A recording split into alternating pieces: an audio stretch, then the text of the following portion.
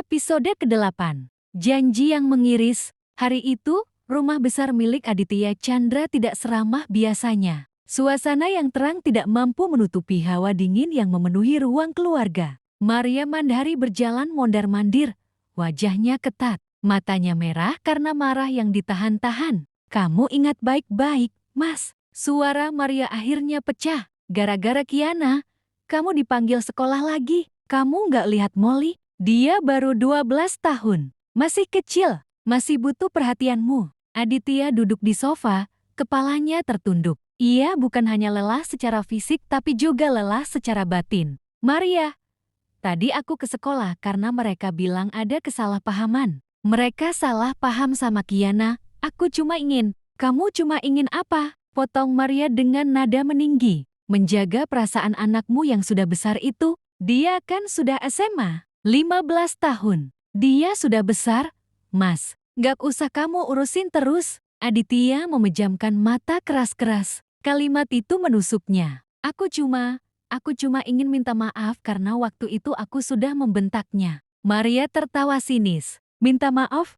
Kamu pikir selama 3 tahun kamu sembunyikan aku dan Molly itu apa? Kamu juga gak minta maaf sama aku, Mas. Molly masih anak kecil. Dia butuh kamu. Dan setiap kali kamu bahas tentang Kiana, Molly merasa kamu lebih menyayangi Kiana daripada dia." Aditya ingin menyangkal, ingin menjelaskan, ingin menenangkan. Tapi ia terlalu lemah untuk berdiri di antara dua dunia yang ia ciptakan sendiri. Di lubuk hatinya, ia tahu, ia salah. Salah telah bercerai, salah telah selingkuh, salah mengabaikan Kiana, dan salah atas kebohongannya bertahun-tahun yang lalu. Tapi ia juga tidak bisa membiarkan Maria marah, tidak bisa membuat Molly merasa tidak dicintai.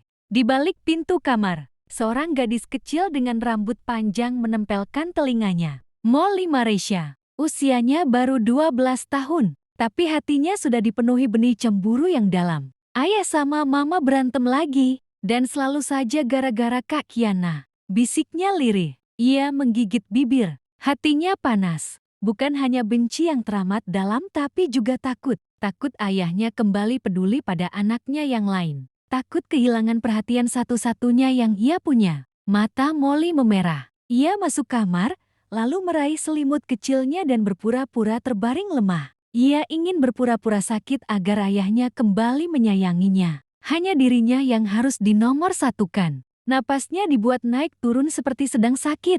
Tak butuh waktu lama. "Molly, sayang, kamu kenapa? Kok pucat begini?" Maria langsung panik mendapati Molly memegangi dadanya. "Ayah, jangan, pergi lagi.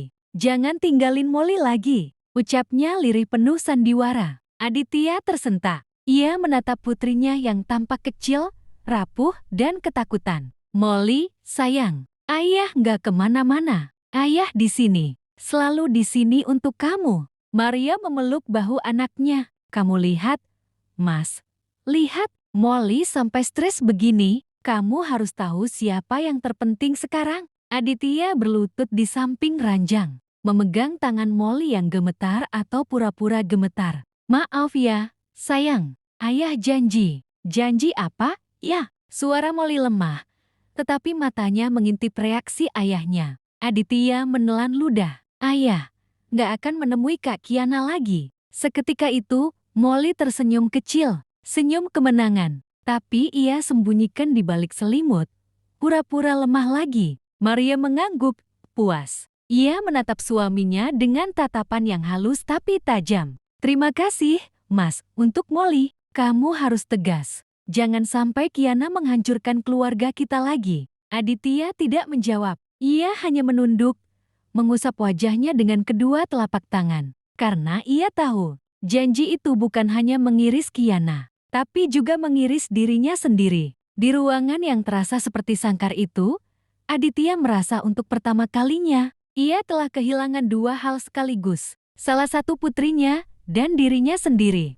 Setelah orang tuanya keluar dari kamarnya, Molly tersenyum penuh kemenangan. Ia merasa sudah menang dari Kiana. Ia bertekad selamanya ayahnya hanya boleh menjadi miliknya. Ia akan melakukan apapun agar ayahnya selalu menuruti kemauannya, termasuk menjauh dari hidup Kiana selamanya.